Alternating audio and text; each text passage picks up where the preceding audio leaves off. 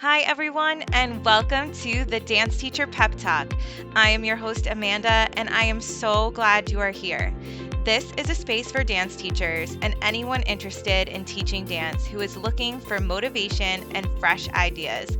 As teachers, we spend our days motivating and giving pep talks to our students, and now this podcast is a pep talk just for you.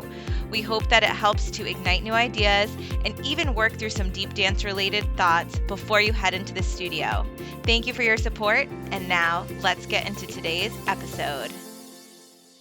Hi, everybody. Welcome back to Dance Teacher Pep Talk podcast.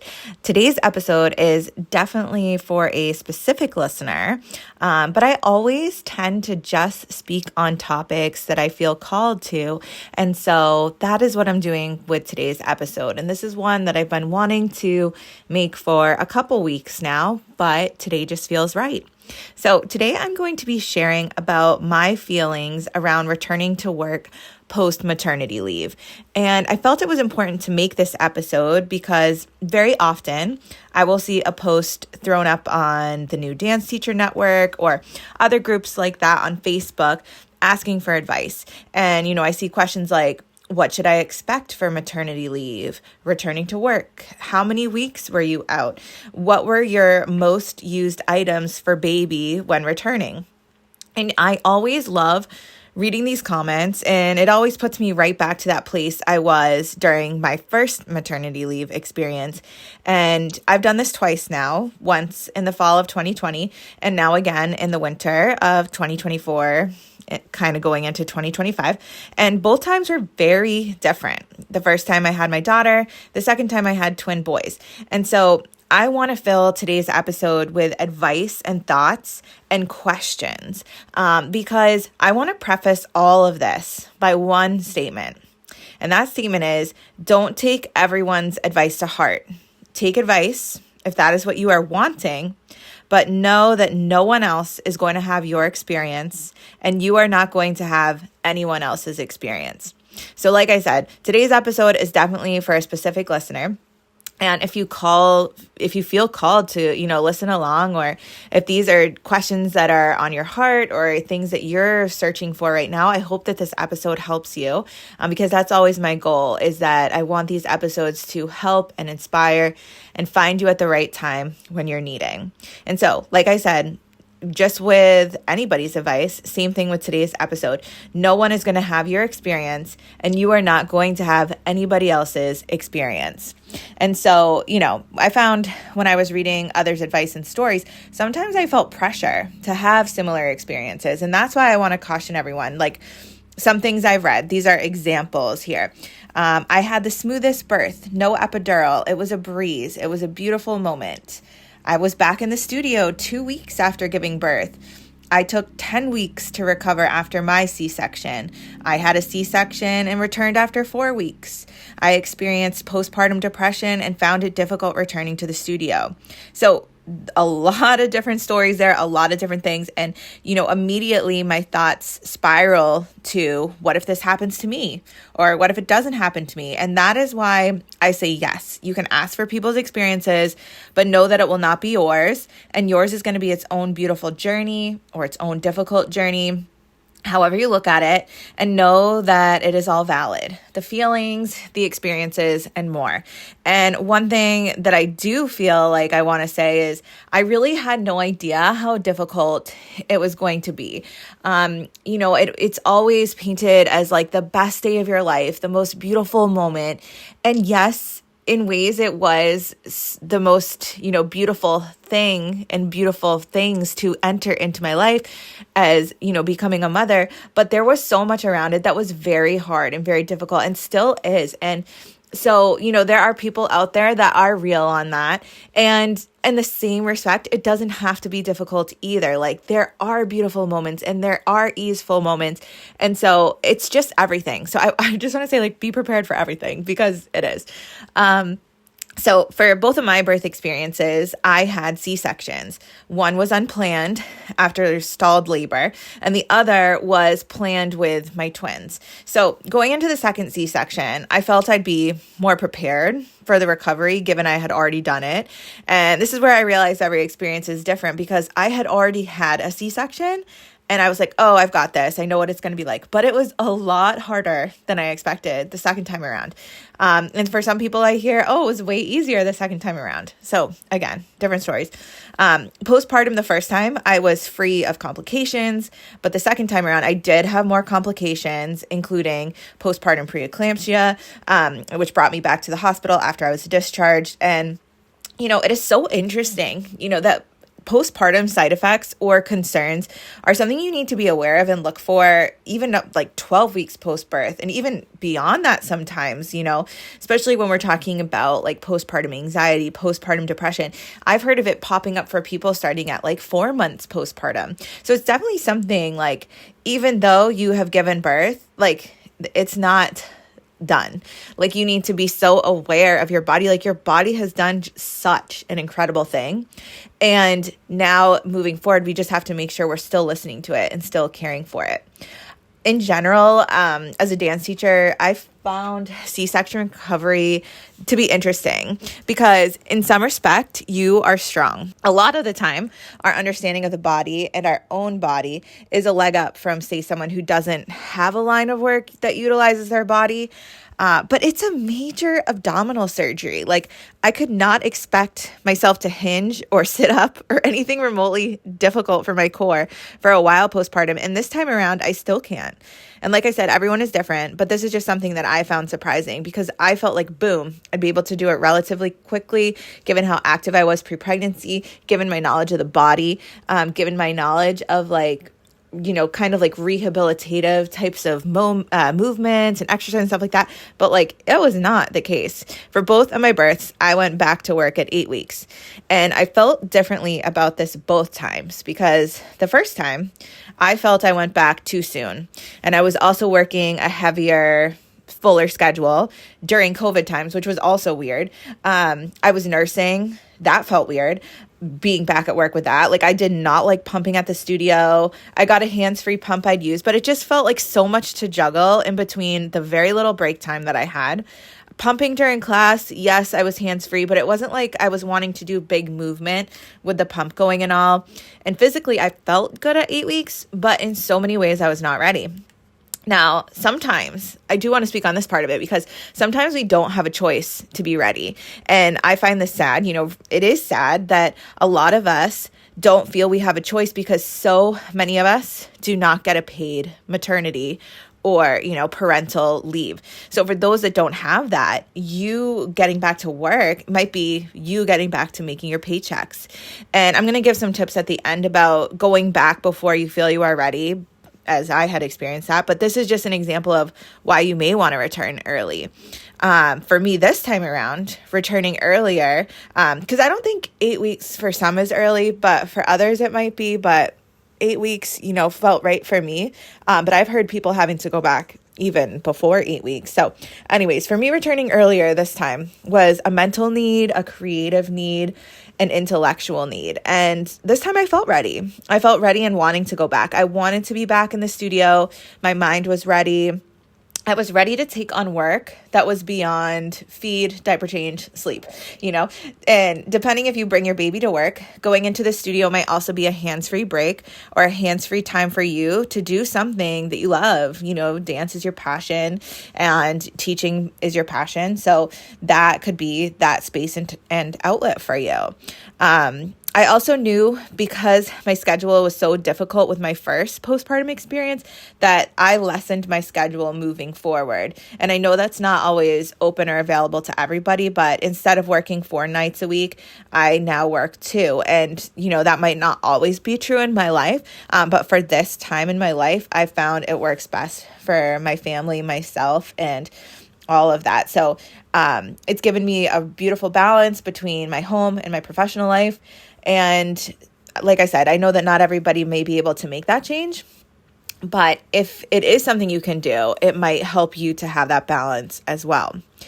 This time around, I'm also formula feeding. So I feel a bit better knowing I don't have the pressure of pumping the feeds required for me to go to work for 2 babies as well. And I feel like I have taken a weight off my shoulders and I don't always need to do and be it all. I can have my village, my family, my support, and that there is just so much love shared. I really look at it as love shared in raising these boys.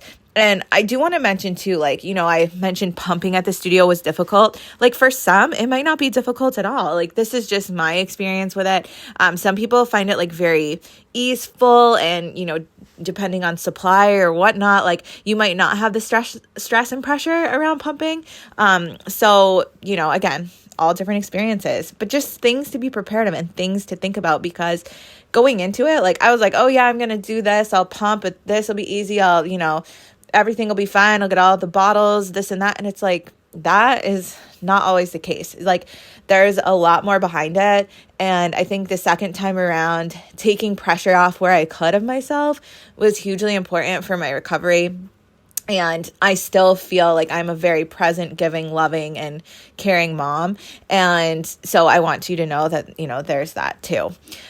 Another thing in returning is you never know what the needs or temperament of your baby will be like. And this is something to consider, for those of you wanting to bring your baby to work with you, because the first time around, I absolutely would not bring my baby into work with me. And again, a few reasons: her temperament, her needs, the unknowns of COVID. That was a whole different thing. Like it was September 2020. I didn't really feel like bringing a baby into a masked environment. But now I feel comfortable. So from time to time, I'll bring a baby with me. But temperament, like I said, is huge. I could have never pre-planned that before the babies arrived. Like, I could have had the best intentions, like, yes, I'm going to bring my baby to work. But I don't know truly if I could know that until baby was here. And just like I mentioned, like sadly, the whole situation with not having a paid maternity leave, parental leave, many of us, the other part of it too is like, we have to look at, okay, if we are having a child, is childcare cost going to be put into the mix of it? And as a dance teacher, are you understanding how much of your pay is going to go to childcare, or are you able to bring your child to work? Like there is a lot of planning, I think, that has to go along. And I will say that, if you do plan to bring a baby to work with you, there's a couple things that I recommend bringing just to make your life smoother and easier while at the studio. And like I said, I just want to also say that I understand it's sometimes the only way, or depending on, other people in your family's work schedules, like maybe your significant other does a night shift and you're not able to have that childcare at home or whatnot. Like that is obviously a very big factor as well. So if you are planning to bring baby with you, these are some things I bring with me and have had great luck using. And it also depends on the age of the baby and the stage of the baby. So a play mat that you can put on the studio floor is great to have. A baby carrier so that you can baby wear. So especially in the younger weeks and things like that, baby carrying, I think, is wonderful, even beyond the beginning weeks. But I just noticed that is something that I used a lot in the beginning so far. A hot water heater to leave at the studio if you're making bottles, or like a water bottle that keeps water at a certain temperature if you're needing to heat up a bottle or anything like that. A baby seat when the baby is able to sit in one. Small toys, things like that when those are needed. Maybe have your own studio baby needs already there for you, so you're not bringing things every day. Facebook Marketplace, you might be able to get some good secondhand things that could be your studio supply or whatnot. That way, again, you're not like having to pull in things with you every day you're going into work. And along with this too, we also need to be prepared about the argument for and against bringing a child to teach with you. So these are some questions that I think are so important to ask ahead of your going back to work. And again, not to sway you anyway in your decisions, but like they're questions I had to ask myself. And so questions that you may ask yourself as well. And one is, are you able to give attention to your students and your baby? Does the feeding schedule or feeding needs work for also being on as a teacher? Is the environment of your studio supportive of you bringing a child? Are there people there to help you if you're ever in need and like really need another hand or another help, like other parents, older dancers, office staff? These are all the questions I had to ask myself, because when bringing a baby, I am there with and supportive of my baby's needs, yes, but I also am there fully invested in the class I'm teaching in front of me. And that can be a huge attention split, but it's crazy to sound, but can you give 100% to your baby and 100% to the class? I believe that yes, you can do it, but you have to be prepared about your focus, your clarity, your preparedness in general for everything you need to set out and to accomplish what you need to in that given night of work.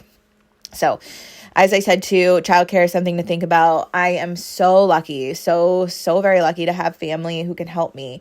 But, the cost of childcare is wild, and making a plan for that and taking a look at that is going to be something that you may need to factor into your decisions. And sometimes we have to do that very early on as well to plan in advance.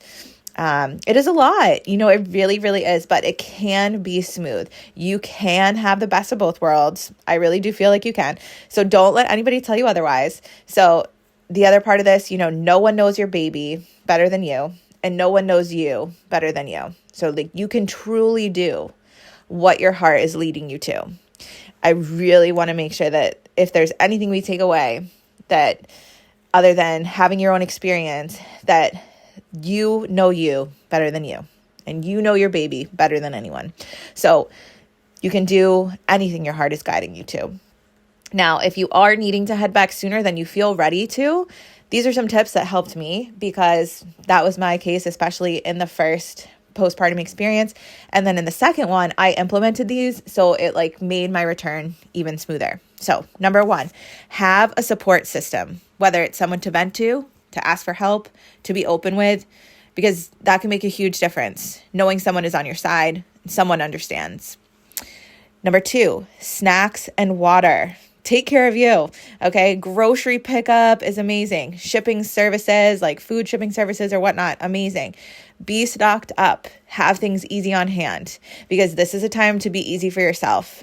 Don't forget about you. You need your nourishment too, so put systems in place to have that ready. Meal prepping, if you have time, if you have a day on the weekend where you have additional help at home where you can maybe make a few meals, stock the freezer. Again, it's about making things easier on yourself and for your home. Another one, in the middle of the night or in the early morning when you are up with a baby and you're so tired, really, actually, you can do this anytime. Things that have helped me is throwing on a positive, uplifting podcast or an audiobook, a meditation, things like that. Because when you give back to your mind and your soul and you find encouragement where you can, especially when you feel mentally depleted, I think it can be so helpful and so beneficial. And another one, if you need to cut back in your schedule or you need more help, be honest and open about that. And again, if you can't cut back in your schedule, but you feel you need help, maybe there's an older dancer who could help as an assistant teacher and help to spread the responsibilities. And if you have a good working relationship with your boss, speak on this, because I think it is really important to have the help where and when you need it. Another thing that I do that's really helpful for me is having a work list, or a work pack list. So each day that you're going into work, there's that list of things you need to pack for yourself, for baby, for the home if you're leaving and someone is watching baby or whatnot. This way, you always have that list and you aren't scrambling out the door thinking, oh, am I forgetting something? What do I need? It's already there for you to run through as you prepare for your day. So that can be super, super helpful. And last but not least is give yourself grace. This is a massive change in the trajectory of your life. You are different now. And yes, you can be as much of who you are as you can be, but you can't deny that things are different. Honor the time it takes to flow through these new changes, to understanding who the new you is and what the new you needs. It is such a gift, a true gift, and a blessing.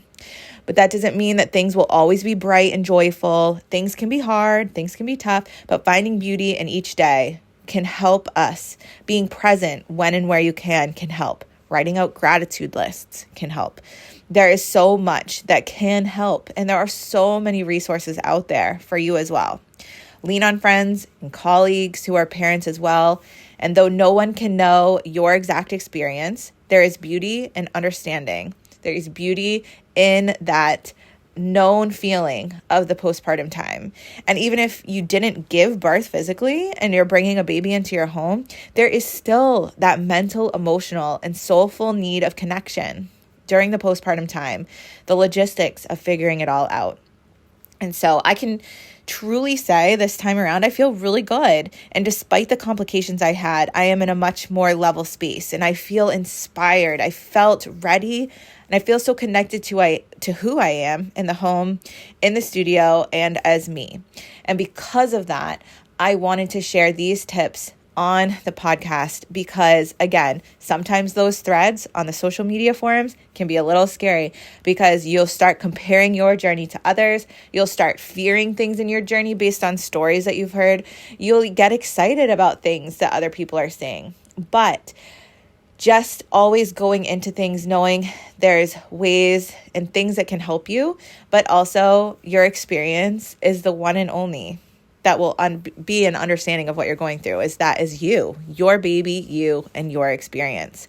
So if you enjoyed today's episode and are looking for more postpartum tips, send me a message over on Dance Teacher Pep Talk Instagram. And don't forget to follow us there also for other dance classroom related tips. If you feel called to share this with someone who is pregnant or postpartum or anything like that, bringing a baby into the family or anything like that, I would so appreciate that. And I hope that it's helpful. I really do hope that it leaves you with a peace of mind as you're entering a very unknown situation.